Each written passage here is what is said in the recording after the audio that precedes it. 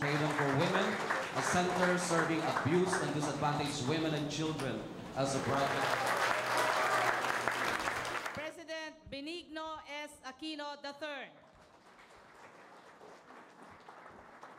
Hindi lamang bagong taon ang sumalubong sa Department. Pinagdil po talaga tayo kay Karintig Sulman. Paano po grupong di nagdadalawang isip na mag-alay ng kanilang oras, pagod at sarili sa pagbibigay ng pero mas kinapuputol.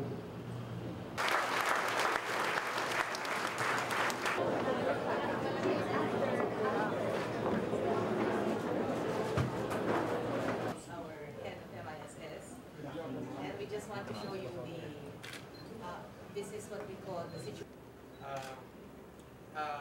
Although this facility houses all of this information, we are also creating opsen.tsab.gov.ph. Of course, we are putting in as of 21 January. You can see the differentiation of the payouts. All of this information are all of this 1,017 2 million just for G. Okay.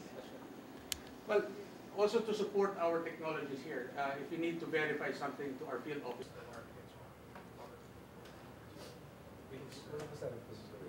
Data is data. Unless the people have access to it or using it.